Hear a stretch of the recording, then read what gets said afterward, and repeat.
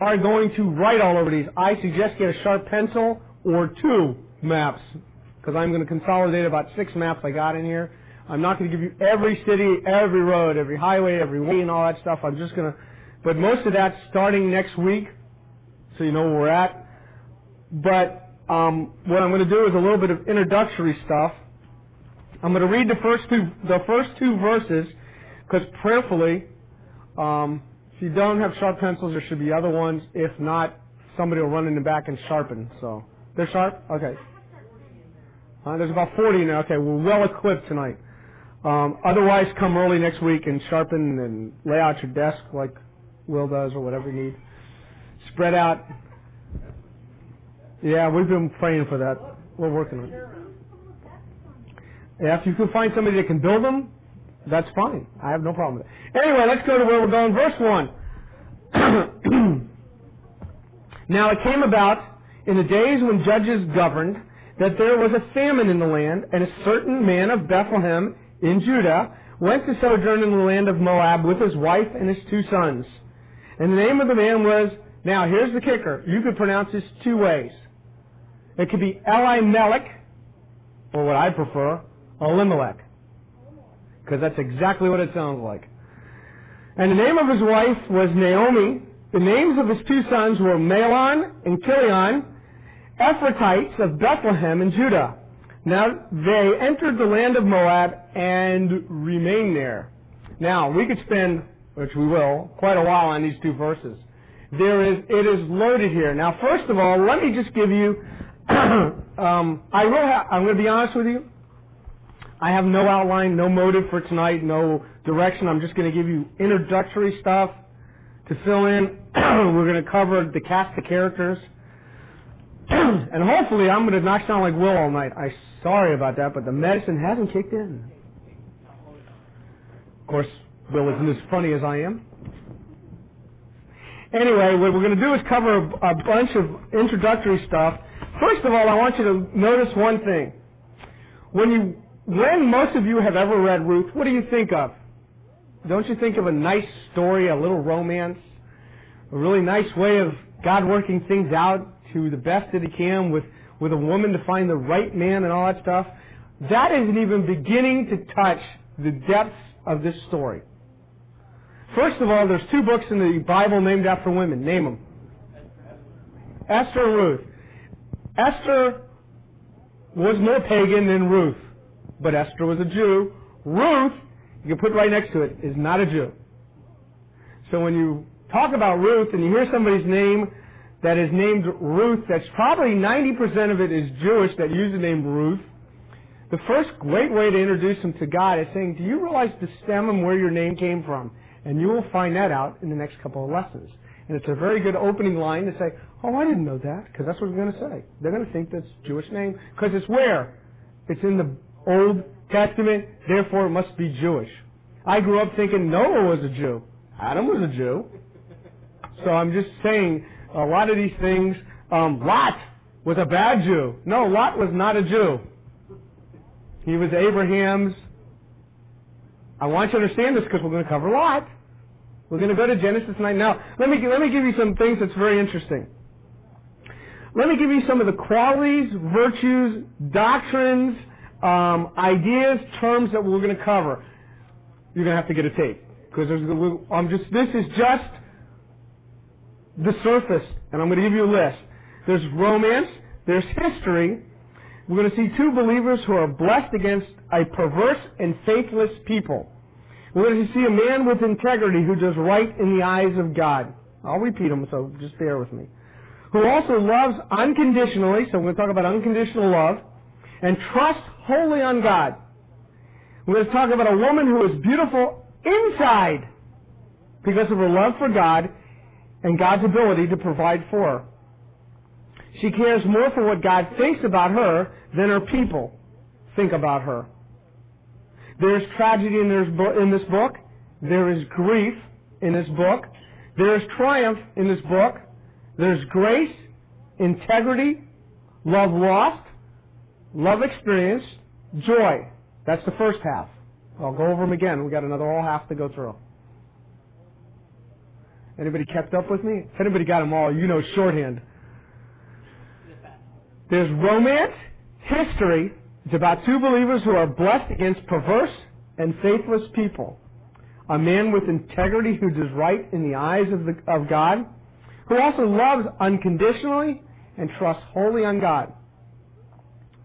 It's about a woman who is beautiful inside. I'm going to tell you, men, the quality you need is inside, because the outside is going to get what? Old. Thank you. And when you think she's getting old, you look in the mirror and you notice who else got old first. Men tend to age faster. By the way, and how many people watched The President last night? Seriously. And thought it was American Idol? No. I turned it on and go, look, my idol. I said, who did his hair? Did you notice that?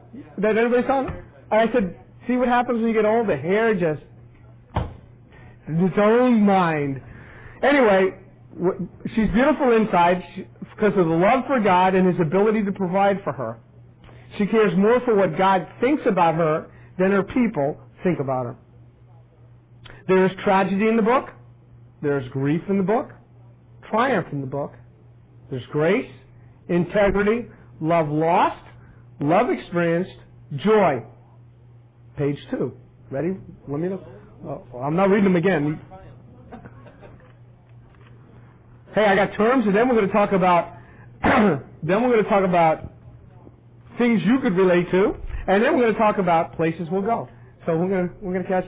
Ready again? This is set 2. Set 2. Terms and ideas that we'll cover. We're going to talk about kinsman redeemer. Kinsman redeemer, and I want you to go over the idea of redemption. Same thing. Put there G-O-E-L. That's easier to write than kinsman redeemer or redemption. That's Goel. That's the Hebrew word we will cover in here. We're going to talk about Ephrathites, Bethlehem, and Judah. Very important. Very important. How important is Bethlehem to y'all? Isn't it somebody's birthplace? It is. Okay. I just wanted to... That's right. Yeah.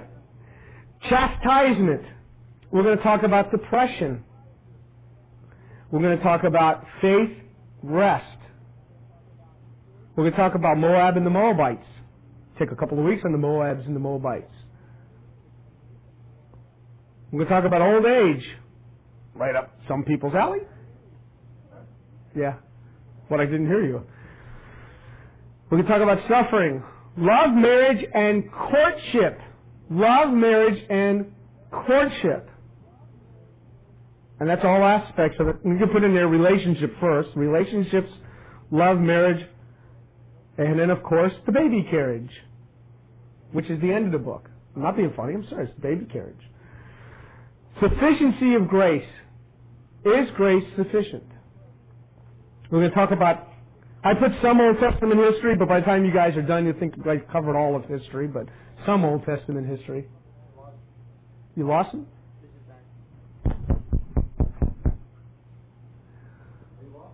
I'm here. Where the amp may be going. Oh, well.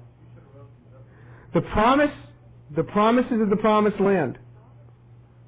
God's will. Bitterness. And I'm going to write this one in here, because I found this a very interesting... Hey, let's do this.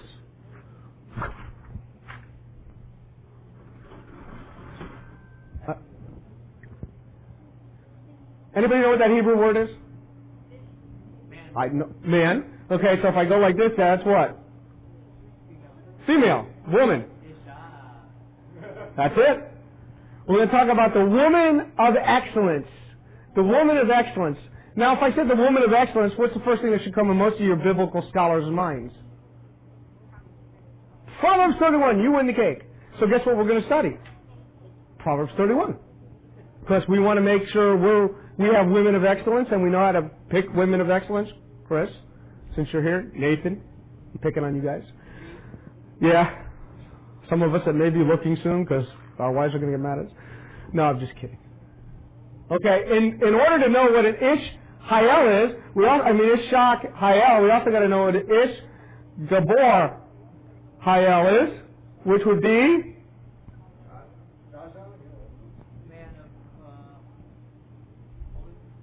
man of valor. Who is, in this story, we'll find out his name in a few moments. We'll find out in a few minutes. Now, with that in mind, with those things in mind, how does this book of Ruth, we want to make things, and what I'm trying to do is, this is what I'm going to do, so you'll know what my pattern and my methodology is going to be. I'm going to give you a lot of stuff, information, like I normally do, and then I'm going to say, here's how we can apply it. And I'm going to give you direct application, which I very rarely do, but since my daughter says I'm lost in the book of Ruth, you're going to get the full load. You're not getting the half load. I'm giving you it all. How do you know if you relate to Ruth or the book of Ruth? Not Ruth itself. So when I say Ruth right now, we're talking about the book of Ruth, because if it was up to me, I would have named it Naomi. Because it's more about Naomi than Ruth, and we'll see that as we go along. Question is, here's how you relate. Have you lost a mate? Do you have family troubles? Ever lose a child? Question you might ask yourself, will I ever marry? First time, second time? You won't even go, but third time. It's possible. Do you have financial problems? Do you understand that God will provide? Do you know an unbeliever without a certain future? Do you have self-induced consequences for seeking things outside the will of God? Or you can call that the grass is greener over the septic tank syndrome, because that's what we're going to call it. The grass is greener over the septic tank syndrome. Yeah. The acronym is the grass is greener over the septic tank. We're not going to go there. Next one, can we live wisely in the midst of undeserved suffering? Or you can call this the Jewish syndrome, which is called why me? Now, I'm going to tell you, I'm going to be honest, these are abbreviated lists of what's in the book of Ruth. I'm very serious. I've had a lot of fun with Ruth. The places we'll go. She's old anyway. The places we'll go. We're going to be in the book of Genesis, Deuteronomy, Judges, Ruth obviously, 1st and 2nd Kings, 1st and 2nd Chronicles. You don't have to write this down. This is just information. And most of the New Testament. Okay? You cannot understand Ruth just reading it. I'm going to tell you that now. If you want to read it, it's a wonderful, what is that, Sam? Odyssey tapes, right? Adventures in Odyssey does a tape. It's what, about an hour long in the whole book of Ruth?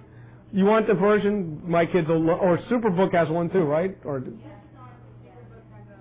cartoon. So if you want to borrow those, knock yourself out, but you're not going to get this stuff. 2 major lessons in the book of Ruth. 2 major lessons. All these are minor stuff. The major lessons. And these are important to write down. And I would write this down somewhere you could constantly look somewhere and read these.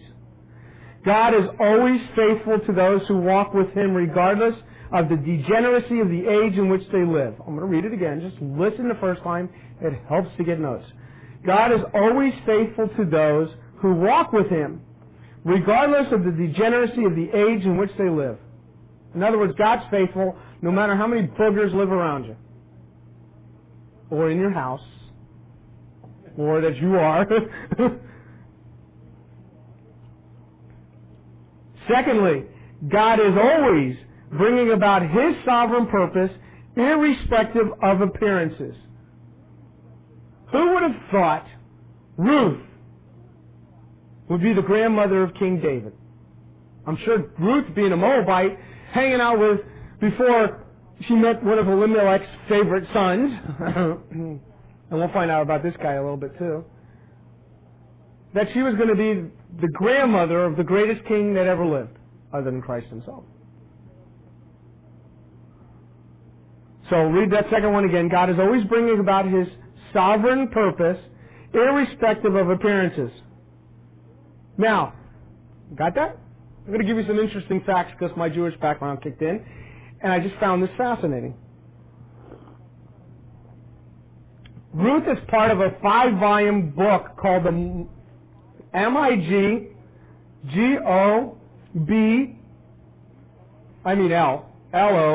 Migoloth. Migoloth.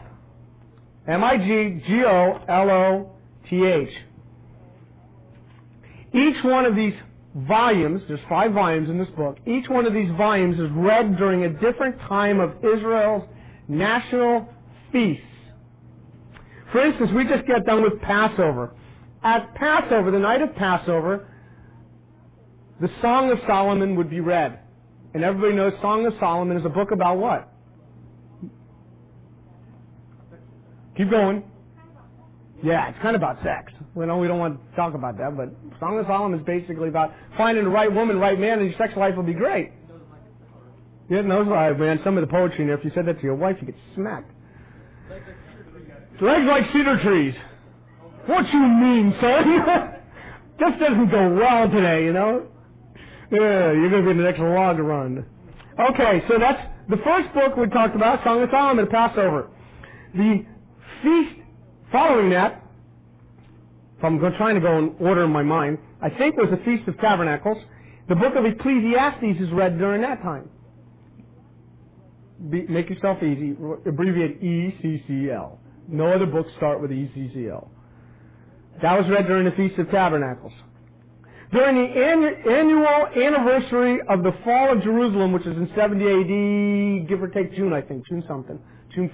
I think our Flag Day is their time, if I'm not mistaken. Is the book of Lamentations is read. You want to get depressed? Read Lamentations. So they read it during that time to see God, even though we have so much to lament about, God still takes care of us. So what do we got so far? 3, right? Next woman on the list is Esther. We get the Purim. Thank you. I knew he was going to kick in. When we were a kid, you said Haman's name. What happened, Mark? All sorts of noise would happen. Huh? No. Haman. When you get the and all sorts of noisemakers go off because you couldn't mention his name. He's a bad guy. And Hamantash wasn't real bad either, which was Haman's ears, basically. Yeah, but we call them Haman's ears. Because never mind, we're not going to get into the disgusting side of that.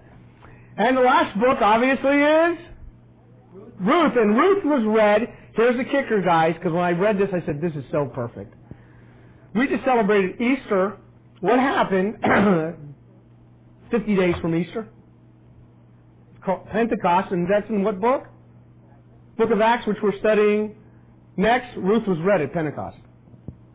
I didn't work this out. God did. Isn't that wild? So every time they celebrated 50 days after the Passover meal, Pesach, came the Pentecost, they would read Ruth. What, Pentecost? No. Tell them. You remember? It's Feast of Unleavened Bread, and then came Passover, Feast of Unleavened Bread, and I couldn't think of it for the life of me.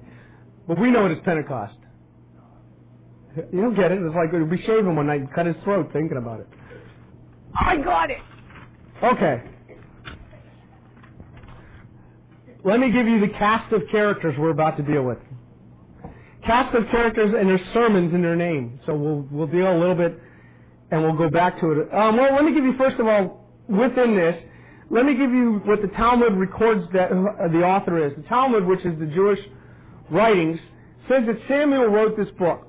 I'm not writing that down in granite. I'm not sure who... What? That's it. Shavuot, right? Or O-T? Shavuot. Yeah, I know it's called Shavuot. Anyway, Yiddish, see? And I got to do the Hebrew too. Wait, I got plenty to clear this throat later. It was written, listen, the recorder, whoever it was, wrote it around the time of King David, which is interesting because we're talking about King David's grandmother. But its actual history of it is probably the time of Gideon, and we'll get into that again in a minute. No, sometime. So, the writer was probably Samuel, written around the time of King David, which was the 9th century BC. And the time of it was probably about 1200, give or take a few days, BC, in the time of Gideon. And we're going to go into Gideon and find out how horrible things were going on, because we got to get the background to know what Ruth was dealing with. Otherwise, it's these godly people. Okay, I want you to tell you something. When I said what I said about being in the midst of degeneracy. The only thing that was worse, I think, was... Never mind. I'm not going to kill that one. I'll tell you that one later. Just bear with me. You know, you take all this stuff in and you just want to... I'm going to throw it up in one night. That's why I said I can go about 5 hours tonight not touching it. No, we're not. An hour. Promise. Cast of characters. Cast of characters. First of all, we have Elimelech. I'm not going to write these up there. You can look in your first verse of Ruth chapter 1. Write it down. Elimelech, his name means... Ever heard of the king Melchizedek? The traveler in Genesis, Melchizedek. That was a king from the area of Jerusalem, supposedly. So Malach means king. Eli means God. So his name means God is king. The reason I'm telling you this, and you say, why is it so important what his name means? You know what his name is today? This is going to blow your mind. Eric. I didn't make it up. If you look up what Eric means is God is king. I didn't make this up. And whatever. But that helps you remember what it means now. Locked it in. Now let me explain something to you with this in mind. When people were named things, it helped them to remember certain aspects of theology. So every time you said, Elimelech, come in, what were you saying? God is king. So every time you called him, you were saying something important.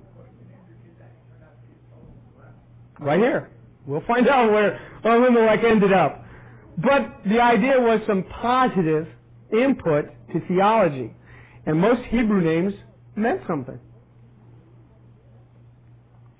Question is, does he live up to it?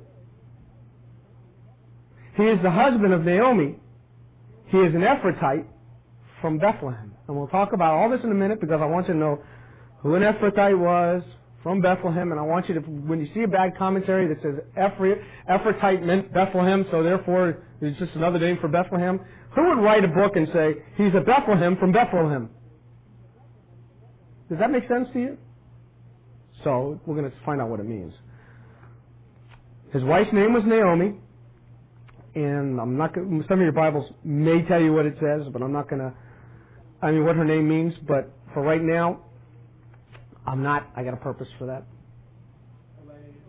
You can write it anyway. Because later she calls herself, call me Mara, because I'm bitter. So we want to know what she went from to from. So certain things I got to quelch. They had two sons. One was Kilion, and that his name meant pining. Pining. Anybody know what pining means? Okay. Anybody? Go ahead. Yeah. So when they called her, when they had this son in the midst of this famine, they couldn't feed him. What did he probably look like? A little skinny little rat kid. Oh, look at that. And that's like saying, "Come here, ugly.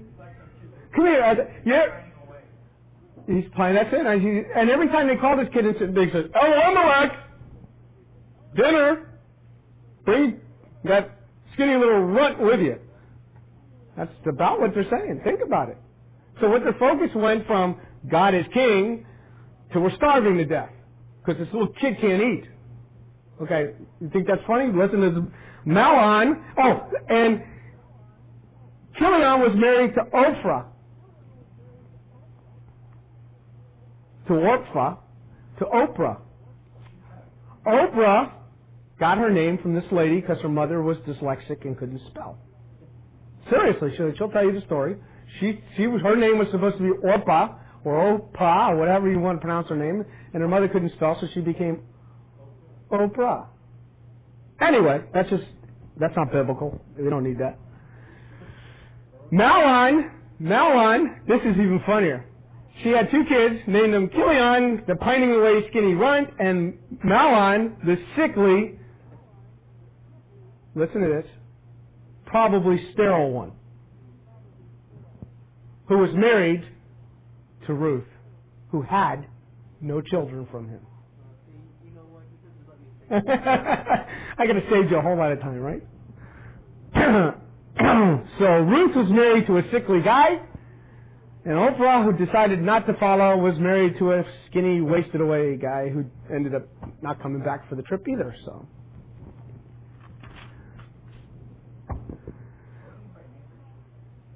Orpah means stiff-necked.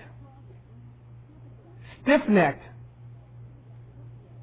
And we see that because she says, okay, we're leaving. Nah, I think I'll stay with my people. And understand, she is not a Jew either. Ruth, the main figure of this book, quote-unquote, which is more Naomi, but since we are studying the book of Ruth, we'll call her the main figure. Her name means friend. She is the great-grandmother of King David, and by the grace of God, her whole story is the grace of God, she became part of the lineage of Christ. Boaz, our hero of the story, his real name is not Boaz. His name is B-O-O-Z. His name is Booze. So therefore, when the legalists got a hold of it and said, we don't want you guys always talking about booze, because we won't know if you're really, or you're talking about this guy, we'll call him Boaz. That's my opinion. Booze. Yeah. I'm calling him Booze because I'm locking in things in memory. No, it did not have that same, because again, Hebrew doesn't have vowels, so when you're reading stuff in the Bible that has vowels, they're not there to replace there about, I'm trying to remember when, but probably when they rewrote the Hebrew Old Testament.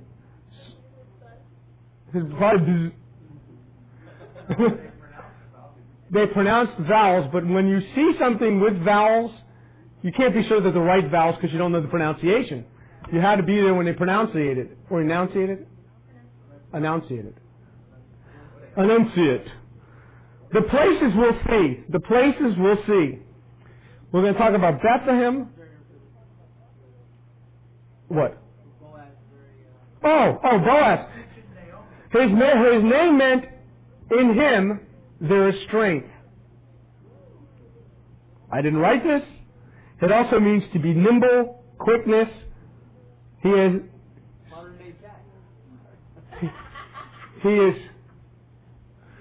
bad jokes. He is in the family of Elimelech, but I have no clue how. He is a kinsman, but not a near kinsman. Okay, could be a kissing cousin, could be second cousin, could be an in-law, an outlaw. I don't know. It doesn't. The Bible doesn't say. The only thing the Bible does say is there was someone closer.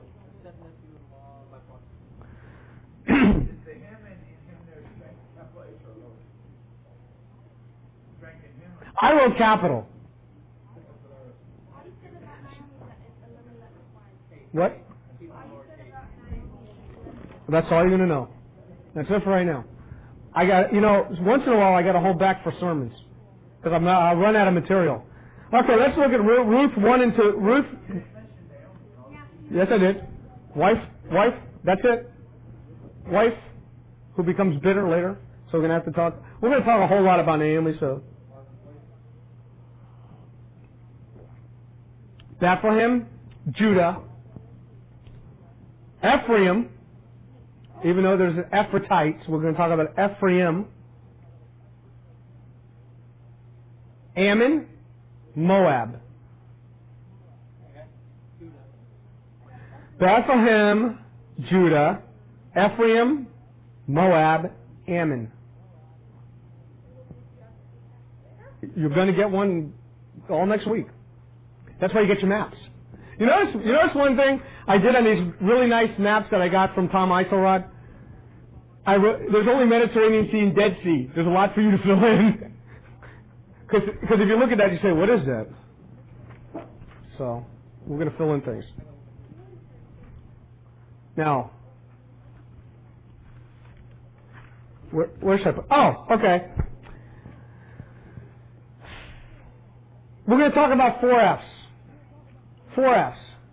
Family, famine,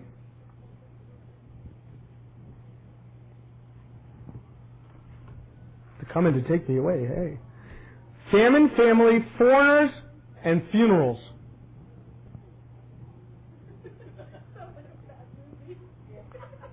Actually, if you read the first couple of verses of Ruth, it is a bad movie. Bad move, bad understanding, just bad all around. Now, let me just... I got to write this, because in order to see this,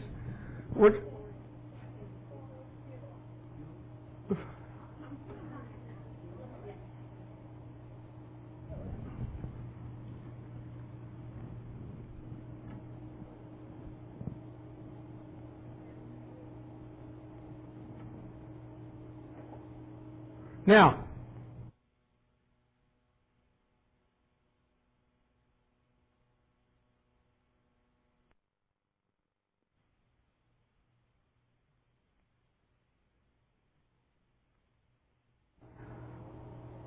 and we're also going to say it's in the time of Gideon, which puts it about Judges. If you just want to write it in there, Judges 6. We're not going to go to Judges 6 right now. Maybe soon, maybe later, maybe morning, maybe noon.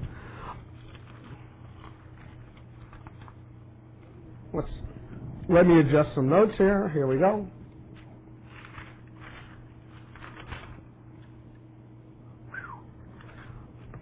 Okay. Now, in the next coming weeks, I want you to understand, I'm going to overlap some certain things. So when I do talk about Moab, you're going to see that there's overlap. But there's a famine in the land. The word famine is the word G-U-W-R. Now, if you want to pronounce that, feel free. Okay? But the word itself meant to stay a while. I'm sorry, that's not for famine. That's for sojourn. Sorry. I want to put them both together. Just hang on. We're going to be all right. If you saw my notes, you'd know why it was like this. They had a famine. He left. Let's put it this way. He left, which he went on a sojourn, which meant to stay a while. So he really didn't sojourn like we think, I just go over there for a few days. He had the idea, I'm going till when? Okay, now why did he go? Now, first of all, I'm not going to give you the maps till next week, but I was going to do it this week, but I want to just focus on a few things first. From where he left, Bethlehem, if you walked around the Dead Sea, Bethlehem was about here, Moab is here. We'll go through the whole thing later. If you walk this way, maybe 70 miles. Maybe. But if you did, the best way to judge things is throw a rock. Because you could always go this way, which is about 50 miles, tops. Okay? The reason I say that is because I'm thinking sojourning, we're going to go where? Far away. I'm not going to sojourn to Pembroke Pines. Especially if there's a famine in Miami, or let's make it more update. Gas crisis in Miami, I'm going to go to Pembroke Pines to do what? To have the gas crisis too, I would assume. Okay? But he went there because why? He looked over the Dead Sea, which is kind of comical to me because the Dead Sea is what? Okay. And he saw green pastures. Now the first thing I thought of is Lot and Abraham having the same conversation years before. And Abraham's standing there with Lot and saying, okay, what do you want, Lot? And Lot's looking over he's in the hill country, and he's looking down the hill and says, green over there! Now this is before the Dead Sea was probably dead. That's why the Dead Sea is dead, because he went to Sodom. God destroyed Sodom, Gomorrah, and 5 other cities. Therefore, my opinion, producing the Dead Sea. And we'll talk about that later. But the idea is he saw greener pastures. Now look with me to Genesis chapter 12. Genesis chapter 12.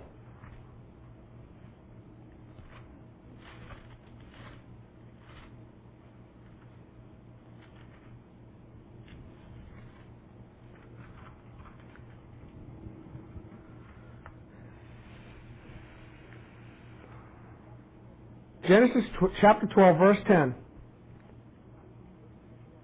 You know, it may be in the blood.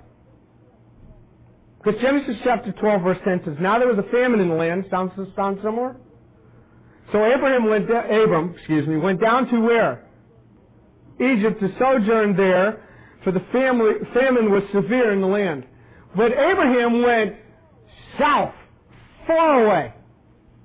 Now, give you the idea, here's Israel, Egypt's here. Egypt ain't close. He went this far, Abraham went that far. But, listen, here's the kicker. Doesn't matter distance, they're both out of the will of God.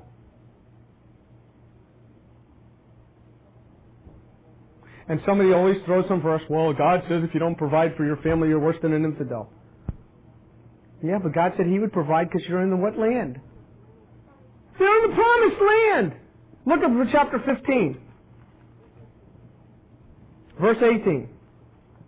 Oh, Genesis, if you're not in Genesis. Because if you look for 15 in Ruth, you ain't going to find it. It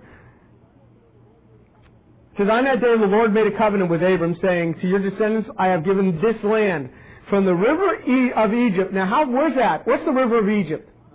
Nile. So the promised land went from the Nile, is what country today? Through Egypt. As far as the great river Euphrates. Does anybody know where Euphrates is? Thank you. We're there now. We're in Iraq. We're in the what? Promised land.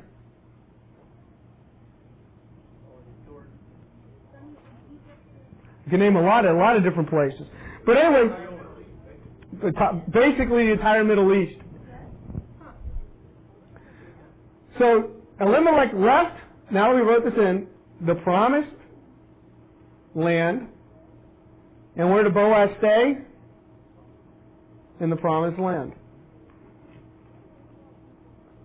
What did Elimelech do for a living? That's it? I have no clue.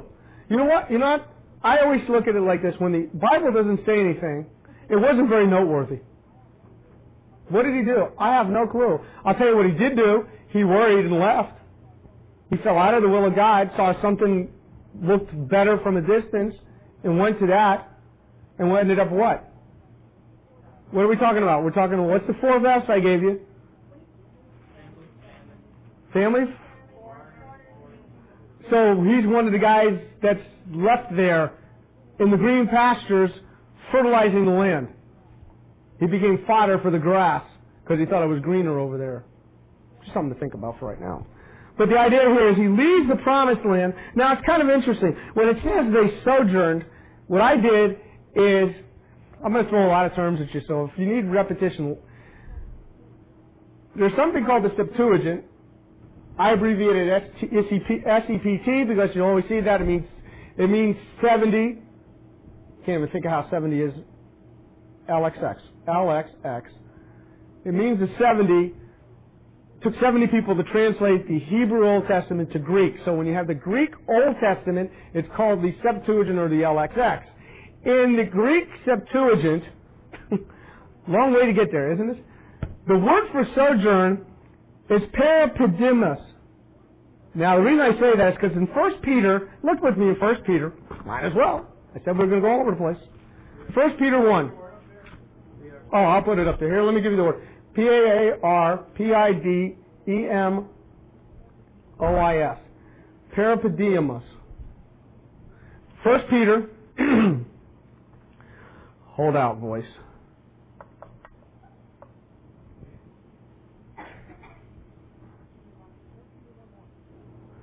First Peter 1:1.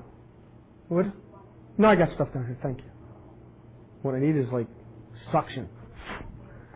Peter, an apostle of Jesus Christ, to those who reside as aliens, scattered throughout Pontus, Galatia, Cappadocia, and Bithynia, who are chosen according to the foreknowledge of God by the sanctifying work of the Spirit, that they may obey Christ. So the idea here is that they're scattered throughout. They went on a journey and stayed scattered. They were aliens. That's the word there, is aliens. Now, the reason I'm saying this, let me tell you what this word means. It's a compound word. It pictures the people It pictures people living as resident aliens. Living as resident aliens. What do we call those people today? Immigrants. Who won't leave. They get a green card. I think we're just losing the left channel. Maybe I'll just stand on the left. No, Mike's reading good. This compound term pictures the people living as resident aliens beside a people whom they do not belong. So when the writers of the Greek New Testament looked at what Elimelech did, he said he became a person living in a place he never belonged. Where did he belong? Now, here's the kicker. He belonged in Bethlehem.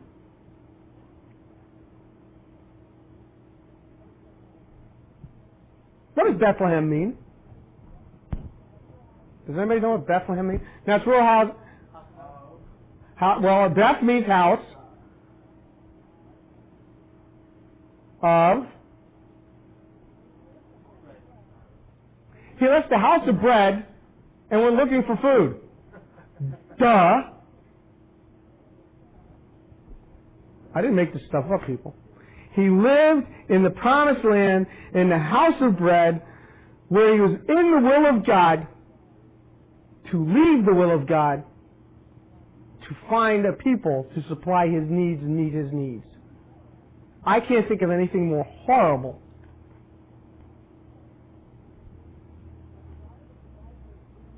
A desire to provide for his family is a noble thing, but it is not the right thing.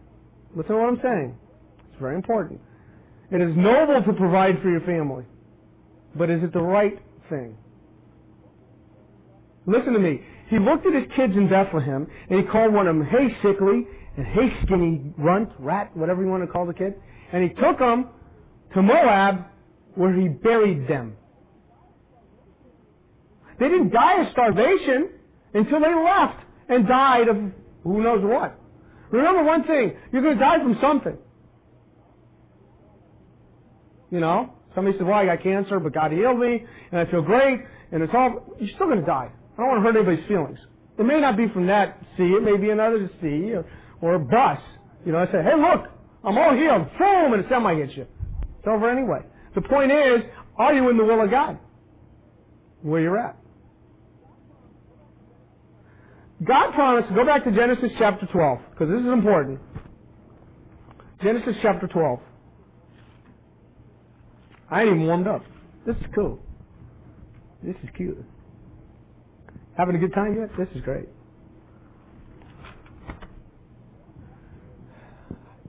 You know what you ought to be doing too? Is writing down little notes. This applies to me.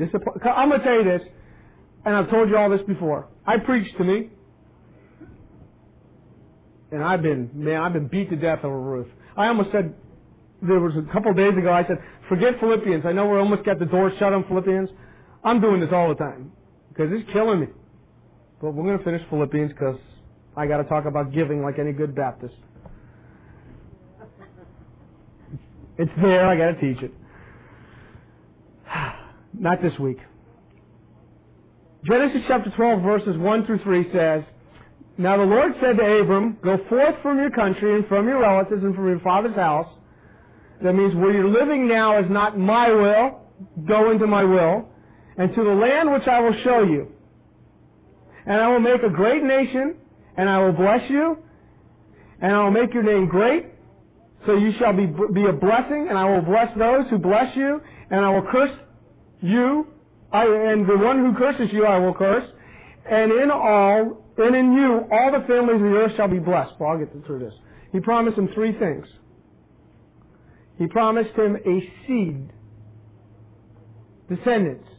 At this particular time, his name was Abram. His name meant father of a lot. And he had how many kids? Goose egg. God later changed his name to Abraham, which means the father of many nations. Lots of kids, and he had at that point one kid that wasn't really what God wanted at that point. But he promised him a seed a descendant. Who was that?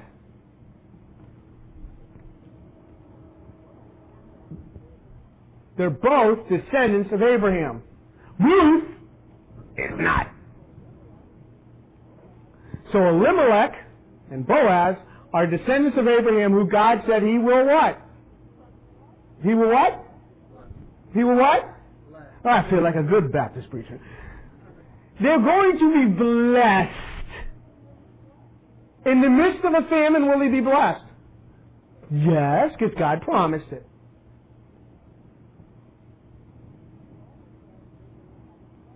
He also said that they will have a blessing, or be a blessing. It says in verse 2, I will make you a great nation, and I will bless you. So as a nation, they would be blessed. We're going to find out in a minute why they weren't, as a nation. And God also promised them a land. Flowing with what? Milk and honey. And it was just a desert. And God promised them a lot of land, and what did they fail to do? When Joshua went in to conquer the land, they failed to possess their possessions. God said, it's yours, take it. Do what I say. Go into places, kill every man, woman, child, livestock. And that's pretty gross. But see, God didn't want the intermarrying that would flush a nation that later in Ezra he said, you need to divorce your foreign wives. It's killing you as a people. And you notice? Well, we'll go to that later, but I'm just going to make you an observation. He didn't say divorce your foreign husbands. Men will take a nation down. Men will take a nation down. Because of what? And don't somebody come to me and say, because he's a man. Because men don't think always with their brain. They think with their eyes. Oh, check it out. The women in that other country is pretty good. You ever heard a Beach Boys song? California girls? What does it say about those? East Coast girls are really hip now. Really dig the styles they wear. Yeah, we won't talk about the rest. But I mean, foreign girls look fine, and then what happens? You marry a foreign girl, so what happens? You adopt their religion and forget about your faith. That was a side note. So basically, with those three things in mind, what Abraham was promised, it was God's will for these people. It was God's will for these people to stay where they were being what? Listen, you guys are going to listen to me. Where they were being fed. Listen to this. God told them to stay where they were being fed. Well, how do I know they were being fed? Where do they live? They lived in the house of bread. What were they being fed?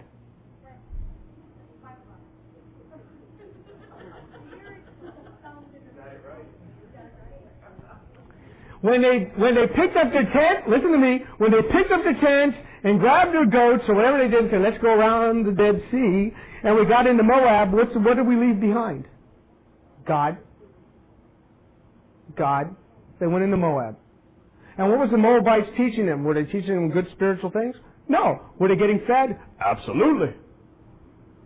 They probably died of obesity for all I know. What?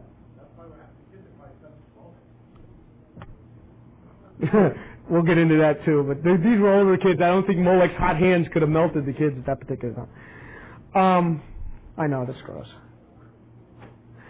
Listen, and I want you to understand something. From this time period that they're living in, God had freed His people, and all the stories and narratives went all around that God had taken care of the people of Israel, taken them out of slavery, brought them through the wanderings in the wilderness, and parked them in the midst of the promised land, and all hell broke loose in Judges. And we'll talk about that in a minute. But the idea here, though, they wandered and wandered and wandered, but God provided for them where? In the Negev. Now, let me tell you this. We're going to plot all these on the map next week. Now, according to any record I could find, in the Negev, it's lucky if it rains and gets 4 inches a year of water. Now, if anybody knows anything about 4 inches of water, in a desert, do you find the 4 inches after it rains? And listen, if it's 4 inches a year, that doesn't mean it all comes in 1 minute. So if you're in the midst of rain, 4 inches a year, how much are you going to grow in the desert? That's why it's called a desert, people. You can't grow anything in it. So when they were wandering in the desert, God was feeding them spiritually and physically. So God took them through all that. Then Joshua had successful military campaigns in the beginning of the book of Joshua. In all their history, they've experienced prosperity and freedom due to God. But this resulted in their complacency, which resulted in apathy, which resulted in retrogression, which resulted in Elimelech packing his bags and dragging his family to Moab. Because in Judges, we'll see you in a few minutes, there is complete disobedience, which is interpreted, they took in nothing of the Word of God. And somebody say, well, they didn't have any. Well, they had the 5 books of Moses, and I'll tell you something. It's enough there. Enough there for you to survive on. Because know how I know it? Because if they had the 5 books of Moses, which was what books? Genesis, Exodus, Leviticus, Numbers, Deuteronomy, and Jesus, during his temptation, quoted everything from the book of Deuteronomy. To say, even from the very beginning, you had enough of the Word of God to help you win your battles. Probably. Probably. I don't know. I think it was written before, but there's no possibility I can ever know that. I'll ask that when I get to heaven. I'll be one of the... Judges 21. We're going to end here for tonight. Like I said, I could go on, but the tape won't allow it. And I do want to get this tape. So, Judges 21. If you can't find it, find Ruth. Go back about 1 page. It's a sad story because the book of Judges ends. Now you're reading the book in our order. You're reading the book of Judges, and you get to the last verse, and then you go to Ruth. And this is depressive. Because in Judges 21:25 says this, which is kind of interesting. Listen to this. It's kind of interesting because on Sunday I'm going to do the topic of prayer. And it says, in those days there was no king in Israel. Who was supposed to be the king of Israel? This is great stuff. You know, this almost preaches. Okay. It was supposed to be a theocracy. What does a theocracy mean? God is king. What does Elimelech mean?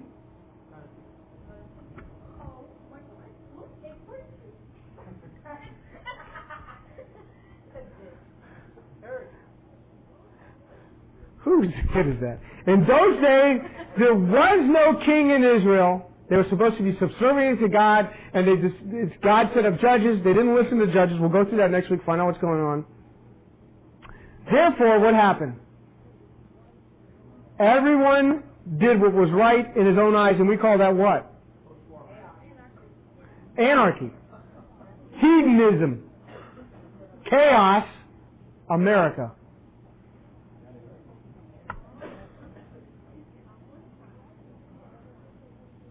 Think of you driving up US 1. I'm going to give you a good example so when you go somewhere tomorrow on US 1 you'll know this. What is everybody doing on US 1? Driving the way they want to, usually in front of me. It's better to walk on US 1.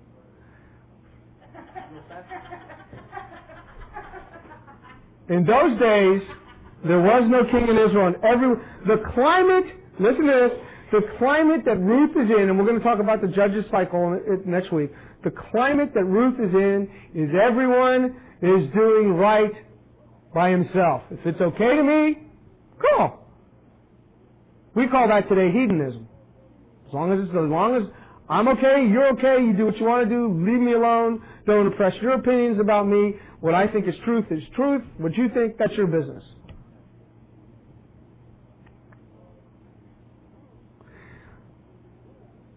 Ruth is a glimpse into the book of Judges in the midst of this disobedience, which resulted in famine. And we'll start with that next week. Let's pray. Father God, we thank you for this short lesson on Ruth and the ability to start this book. And Father, there's so many truths in here. Help us to consolidate them, to get them in an organized thought pattern in our lives, and to learn lessons as we carry them on. But Father, help us to recognize when we're in the will of God, mostly, and when we're getting fed spiritually, before we look at other places, before we see that where the grass is greener. Help us understand that we must be fed spiritually. In your name, amen.